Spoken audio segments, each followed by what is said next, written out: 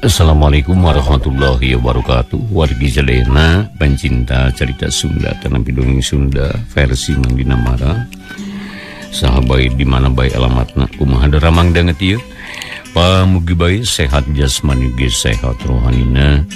Aya dina panangtayungan atanapi lindungan Allah Subhanahu wa taala. Amin ya rabbal alamin.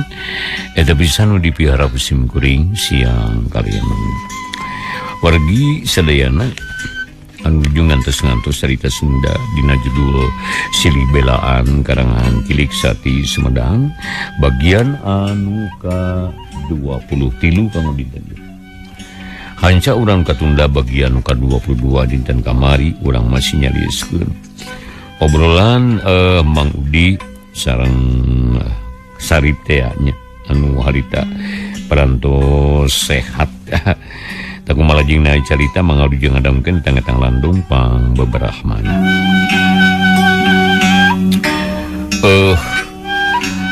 Bener mang loba saksina urang dieu mah nyaho kabeh. Ari soal beja mah mang sorangan ge geus ngadenge. Tapi pananya teh ukur beja bohong da puguh teh nyaho mimitina. Jadi lamun kitu mah beja teh aya benerna atuh. Semanggi kungsi ngadenge yen ujang oge milu kabaud kana urusan ieu nya.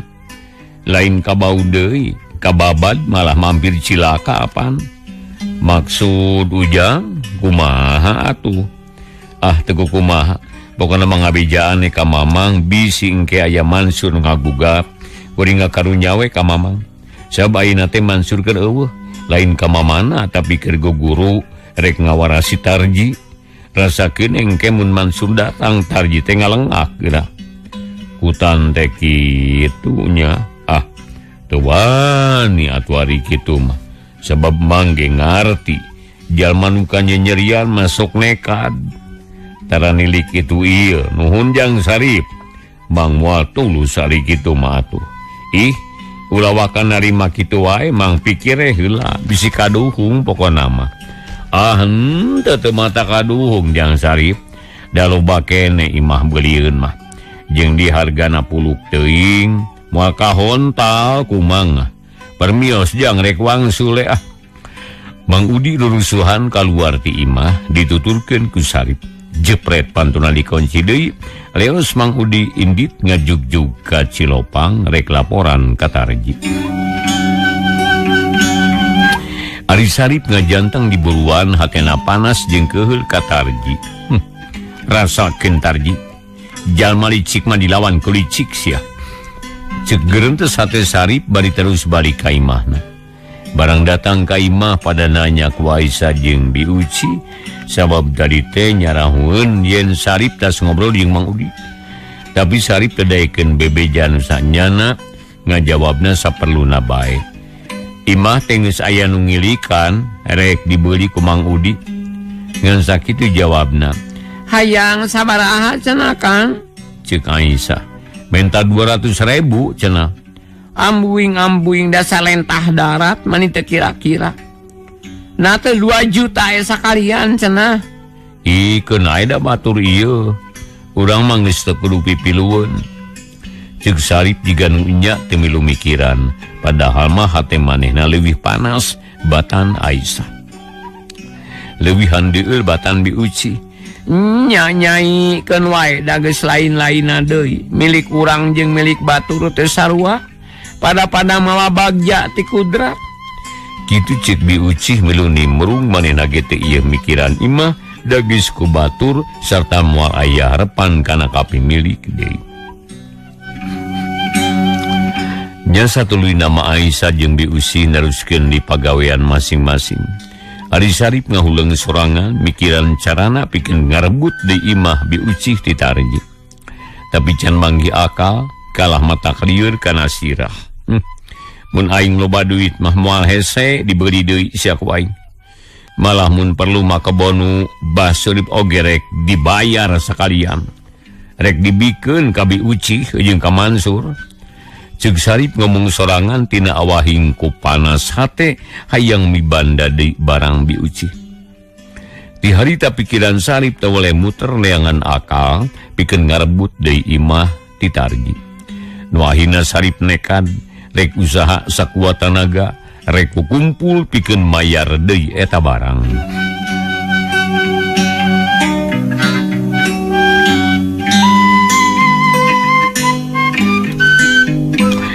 Heureut saminggu ka imah Sarip aya nu datang horeng Tarji nu aja datang. Sarip teu boga curiga sarta teu boga pikiran goreng. Nu datang dibagiakeun teu jiga-jiga ka musuh.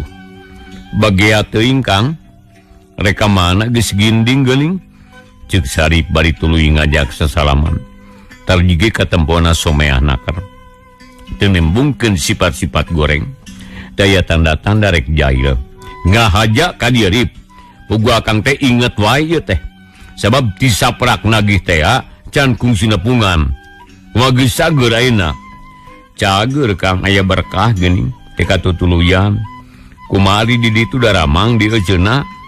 Ceuk Sarip ngajimprak sila nyang hareup ka Sema. Aya hibar.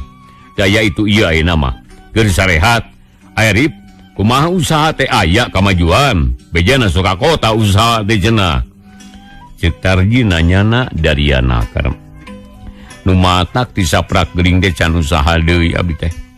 Kaiji atuh modalna beah dipake tatama. Kaduana awakna can jag-jag pisan. Sok karasa keneh dina cangkeng. Ari akang rek ka mana atuh ayeuna teh? Mani ginding. Pugu boga motor anyar akang teh hayang nyobaan ka kota ieu teh.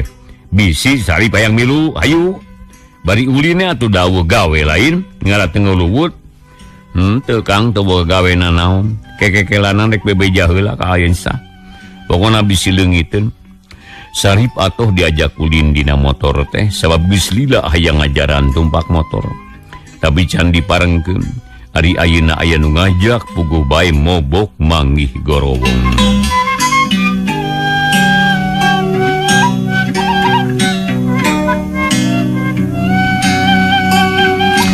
Sarip harita muru ka dapur langsung bebeja ka Aisyah nu harita keur ngagoreng comro jeung karoket. Sabada menang beja kitu Aisyah ngahuleng. Pirasatna nu seukeut geus bisa nangkep kana naon-naon nu bakal kajadian. Atuh teu buru-buru ngajawab bingung ku pijawabeun sabab nyegah teu wani nitah teu asa. Meunang atawa henteu sah Sarip hayang yakin. Jeung wae Kang tapi kudu hati-hati jeung waspada. Ulah kabur ku asih. Ulah sok gampang ka Allah bisi kaduhung jegana. Jagana. Kuringan nyarek moal nitah moal. Ngan sakitu sing waspada Kang. Syukur nuhun sah. Sarip harita bungaheun leos dikatepas nyampeurkeun ka Tarji nu geus lila ngadagoan.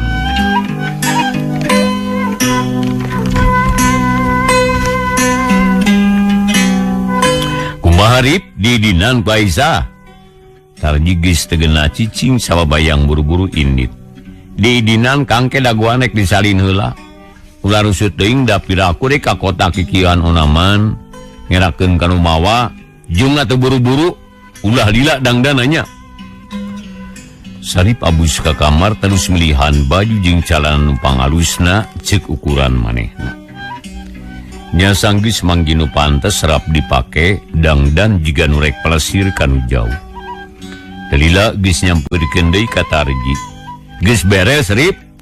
Beres Kang hayu ah. Ka mana teh ieu urang teh?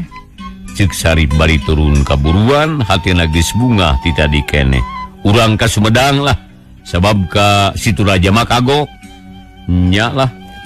Beral duanana harita miang ngajugjug ka jalan gede. Barang tepi nyawe aya motor anyar ngajugrug. Sarip colohok kabitaeun ku motor Tarji anu moronyoy ginding jeung harerang deui. Ieu motor teh Kang. Nya karek saminggu Rip ieu teh. Tembal Tarji bangun leuis, celak tumpak gerung-gerung motorna dihirupan. Sarip buru-buru diuk tukangeunana. Geleser maju lalaunan da pugu jalana renjul jeung mudun deui.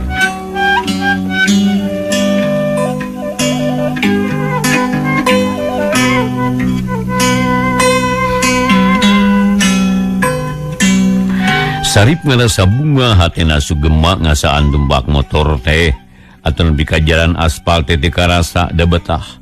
Mimiti nama Sarip percaya sapenuhna ka Tarji. Tapi barang nepi ka jalan Lempang jeung Lowong, Tarji teh ngajalankeun motorna teu kira-kira jiga nu ngahajah hayang ngaragragkeun Sarip. Atuh Sarip dari curiga maneh waspada sabab inget kana papatah Aisyah. Gep nyekel kana cangkeng Tarji tipe perket da sieun ragrag. Sedengkeun Tarji sanyana ti tadi ge hatena ngagremet. Cemet kawas siki kadongdong, luarna luis pikabitaeun tapi jerona mah pakojot mani pajijit.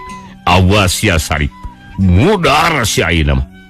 Ceuk Tarji dina hatena manehna bener-bener hayang nyilakakeun ka Sarip. Sabab disaprak menang laporan ti Mang Udi hatena teu geunah. Asa dihalangan paniatanana. Pokona pisan mah sieun jadi mamala keur ka haripna. Lumatak Tarji teh nekat rek ngabinasa Sarip ku cara ngaragragkeun tina motor. Ari ceuk ijiran Tarji, Sarip teh kakara tumpak motor, tangtu bakal babari di cilakakeunana.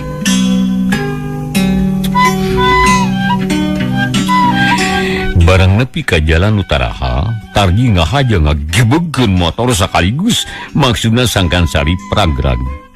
Tapi Tarji teh sadar yen Sarip teh ti tadi ge untang paguh atuh bugu barang digibegkeun teh motorna ngagaleong nu akhirna nyoloyong ka sisi jeger nengar batu kuprak motor ngaguling. Tarji jeung Sarip ti bebeut harita. Aduh kunaon Kang, ceuk Sarip bari terus sudang bitisna babak kana batu. Jabaleungeunna asa potong bakat ku nyeri. Ari Tarji raripuh manehna teh bisa buru-buru hudang. Da kalakah ngalempreh bari peureum reuwas pacampur jeung nyeri. Teu kanyahoan rob loba jalma nu rek nulungan lalaki kolot hideung mayang Tarji. Nu tetela manehna parna. Ari Sarip onaman inget keneh jeung bisa maksakeun limpang ngajan ingkud-ingkudan oge. Kunaon ieu teh atuh jang ngajalan Lowong make labuh. Ceuk hiji lalaki bari mencerong ka Sarip. Sabab dengar dieun di jalan lempeng jeung Lowong bet mengpar ka sisi motor teh. Duka pada abdi mah dibonceng. Ieu motor teh ujug-ujug ngagibeg gue terus ngoloyong ka sisi. Abdi kaburu luncat sabab geus ngarasa ti tadi keneh yen motorna asa sesoloyongan. Ceuk Sarip, mun kitu mah nu ngajalankeunana lieur meureun eta mah. Ceuk eta lalaki bari ngaleos. Satuluyna Tarji jeung Sarip kapaksa kudu ka rumah sakit. Lantaran Tarji maripuh teh eling-eling, Sarip onaman ngan ukur bared. Malah poe tak keneh bisa balik ka lemur. Sedengkeun Tarji kudu dirawat heula sabab sukuna misalah jeung leungeunna bocok deui.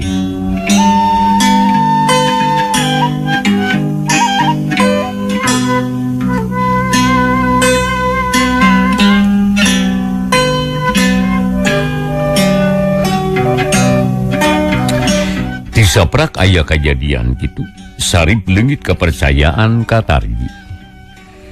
Sabab bos Sarip bawa pamajikanana boga sangka anu kuat dieun kejadian eta lain kacilakaan biasa tapi dihaja ku Tarji.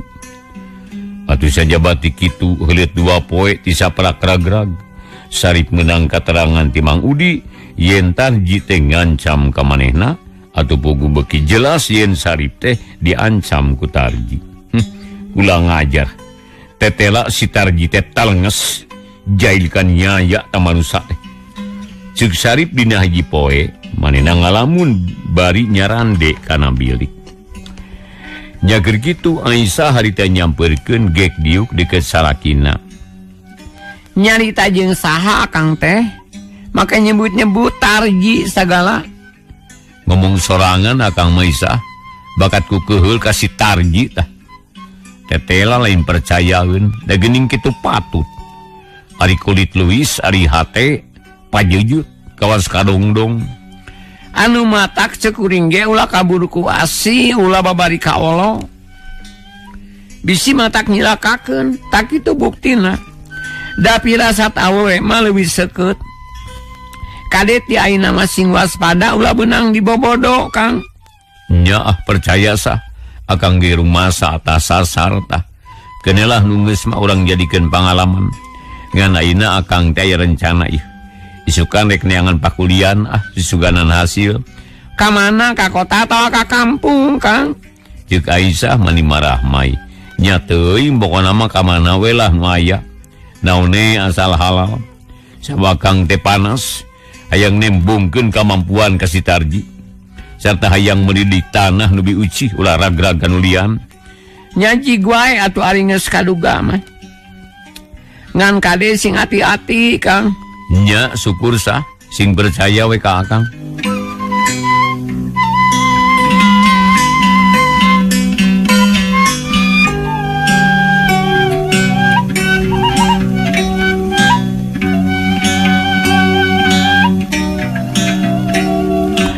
Kacaturkeun isukna Sarip bisa gedang dan sabada sasarap terus amitan ka Aisyah jeung kami uci leos indit niat narik usaha rek neangan pakudian cenah ari sabab hate Sarip beuki panas ari ras kana nasib diri anu ngan dihina jeung dihina bae utama nama ku Tarji.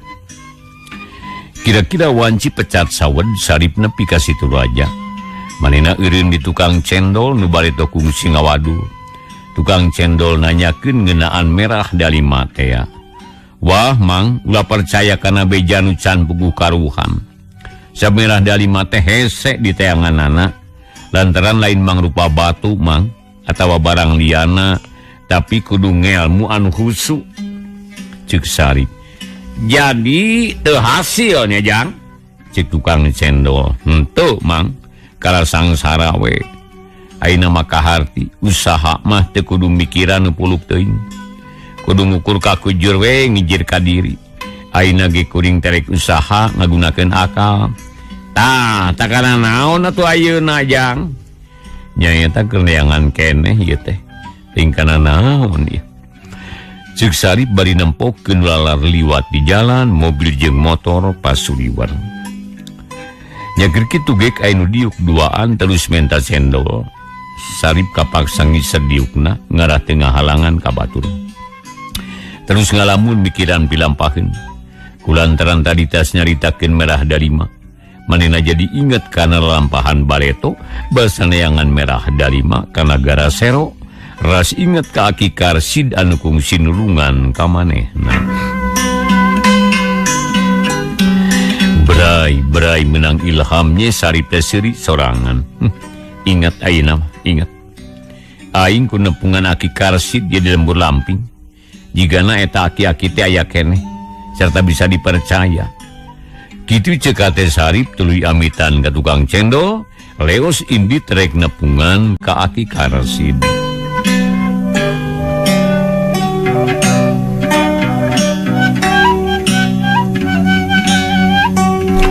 Urang gancangkeun carita Sarip geus nepi ka lembur lamping pikiran ngadadak caang.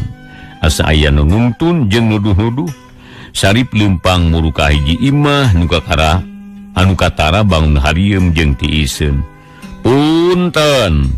Ceuk Sarip sanggeus aya hareupeun imah Aki Karsid. Mangga kalebet Jang. Tembal nu di jero. Tapi teu kadengen nu leumpang jiga nama aki-aki teh keur gegoleran. Ari Sarip teh asa-asa kalacat unggah terus ka jero imah. Kasampak Aki Karsid teh keur ngajemprak sila ipis yang haripan sepan hiris sabaskom. Uluh bagia teuing Jang Sarip. Nah hamani ngampleng. Pananya tinggal podoy kaki dan teu beja-beja acan geuning. Ceuk Karsid atuheun pisan kadatangan ku Sarip. Ari Sarip buru-buru munjungan bari ngajawab. Abdi moal hilap sanaos rika iraha geki. Margi jasa Aki waktos nulungan abdi. Moal tiasa dipopohokeun. Kumaha da mangki aya berkah.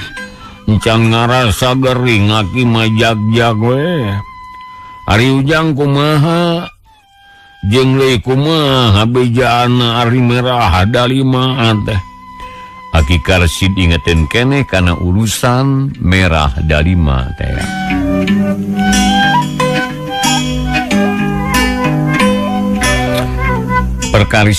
Perkawis merah dalima ulah ditaroskeun deui. Margi sami sareng impian. Ya gara-gara merah dalima nyawa abdi hampir ngalayang. malah mah bumi sareng tanahna ampir dijabal ku batur. Nu akhirna abdi teh nyeri hate ka bina-bina, panas ku lanceuk tere. Ceuk Sarip teu loba nyaritakeun merah dari mah tapi kalang ngaguar ka nyeri hatena. Ai, nak kumaha ieu teh Jang? Aki menjadi penasaran ieu teh. Derek-dek Sarip nyaritakeun ka telengesan Tarji dijujut timitina. Aki Karsid ngabandungan dari apisan sabab ka Sarip teh geus teu asa-asa. Oh, kitu lalakon Ujang teh nya. Jadi tinang merah dalima teh mapai kana nasib. Nu akhirna Ujang teh bangih ka nyeri ti Tarji. Kitu mereunannya. Ceuk Aki Karsid bari neuteup ka Sarip. Telepat ki, kitu pisan kayaan abdi teh. Terus maksud Ujang rek kumaha tu ayeuna nya bagede maksa teh bade nyungkeun tulunge ka Aki. Kumaha carana supados abdi babari dina usaha. Sabab teh abdi teh panas hayang mapakan kabeungharan si Tardi. Jadi lamun perlu mah harta bandana trek dibeli kabeh. Sina kanyahoan ku manehna yen abdi teh mampu kikituan. Ceuk Sarip semangat nakar. Heug wae ku Aki rek ditulungan. Sabab babari ari nu kitu mah modalna saeutik, hasilna moal burung medah meduh. Aki bisa ngajamin dina waktu 1 tahun Ujang bakal jadi jalma beunghar. Nyaan eta teh ki Sarip mani curing hak hatena deg-degan. Asal Ujang sanggup ngajalankeun naon-naon nu jadi syaratna. Jeung deui Ujang kudu taat kana caritaan Aki, kudu satia kana janji syaratna babari.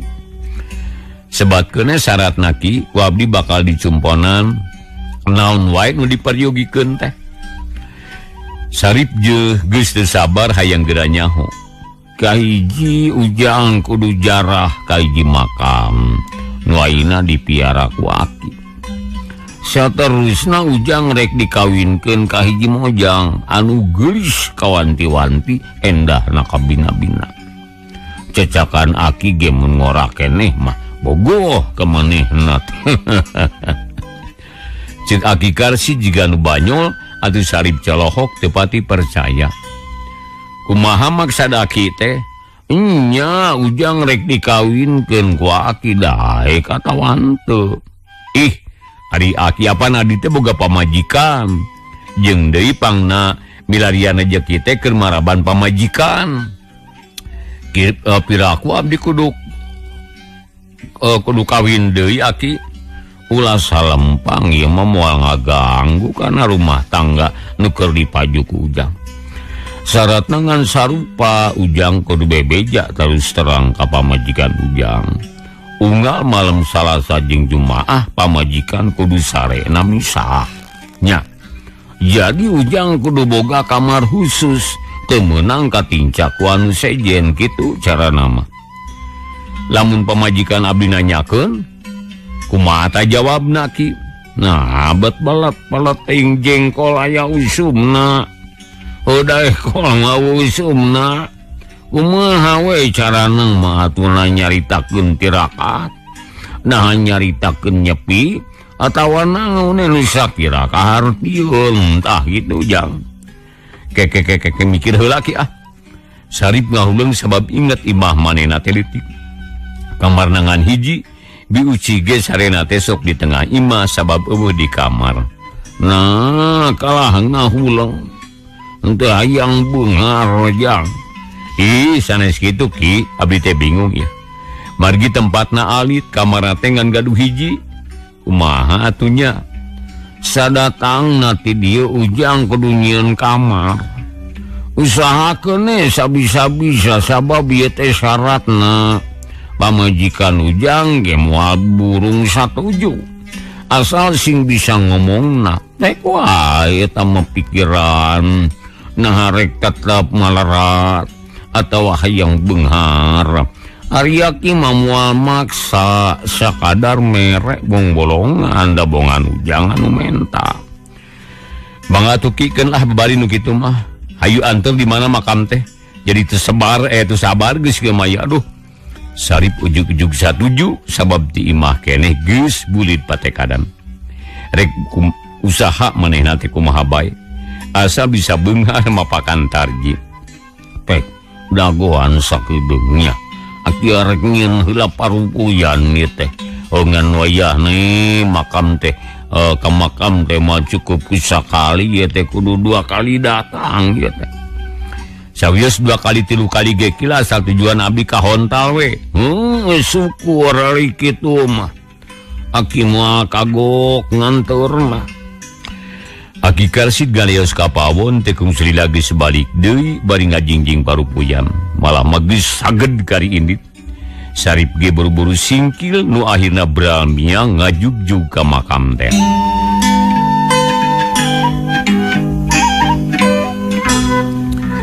Teka caturkeun di jalana aki karsid jeung Sarip nepi ka hiji tempat didinya aya jalan lempeng mani bersih.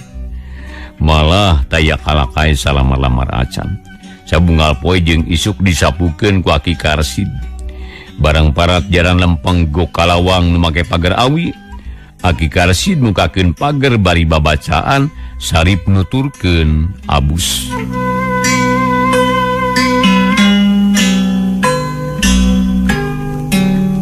kade sing sopannya jang sabab urang teh abus ka negara ieu teh mangga ki abdi bade nurut kana papatah ti aki yuk tuturkeun aki terus limpang murukana tangkal kiara nu ngarumpuyuk akarna mani paburit loba batu mani taringgul handapun tangkal kiara aya tutunggul diriung ku batu sareukeut nu dijajarkeun gek aki karsid tadiuk didinya ari Sarip sila tukangeunana mun aki nepak ping-ping ujang buru-buru pereumnya ade ieu cik aki karsid bari ngareret koparida kana menyan sagede muncang terus dijampean geus kitu dibelum dina parupuyan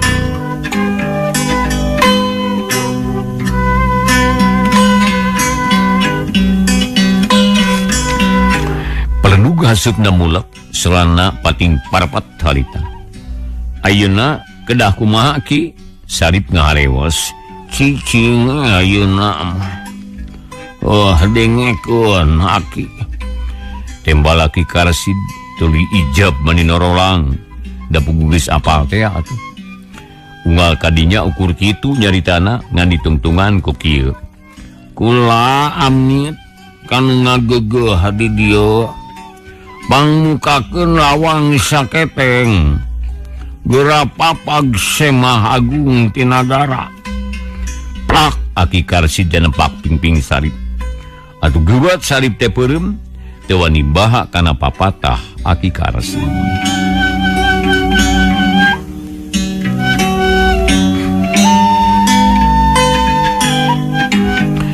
tekung sedila ping-ping Sarip ditempak deui beunta jang geus tepi ayeuna mah yo ceuk aki karsid ari Sarip tuluy beunta reka kencar reka katuhu gawena palahak polohok jiga anu teu hideng ari sabab kaget nempo kaian didinya asa beda jeung biasa malah mah aneh kabina-bina ki ari ieu teh nagara naon ki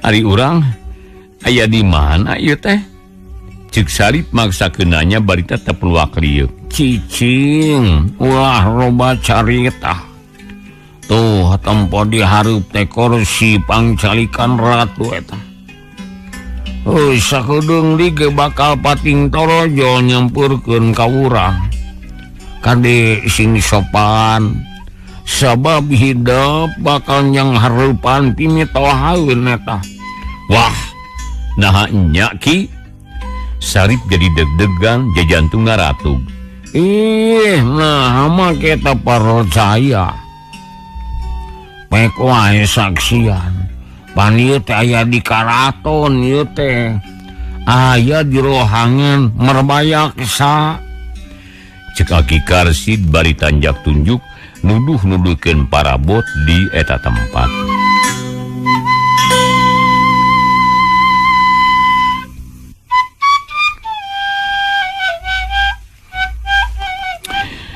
Sari parita unggut-unggutan kataji ku karesikan eta tempat matak betah tumanina kira kitu kadenge sada anu lempang atuh Sarip teh teu wani cucungah diuk kalayan sopan gedengeun aki Karsid langgeor aya Ratu Sumping make makuta maninga buru-buru pating kariceu kawantu ditaretes Mas Inten gek sang Ratu Linggih deut aya nu datang di tujuhan Putri Garulis jeung Ginding deui pikalucueun Sarip mani colohok mun dititah milih teh matak bingung manehna sabab kabeh ge alus jeung payus geulis jeung manis deui.